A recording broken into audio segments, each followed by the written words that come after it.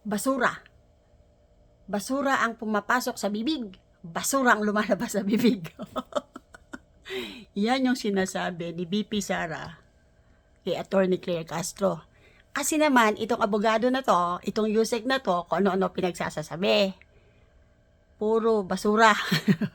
Basura daw yung lumalabas sa bibig. Kasi, basura yung ini-input ni Attorney Claire sa isip niya.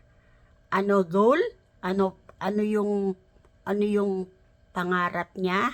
Pangarap nila? To destroy. Sino na ngayon? The Dutertes.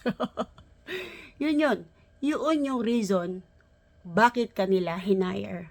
Yun din yung reason bakit ka sumusweldo galing sa pera ng mga Pilipino. O, diba?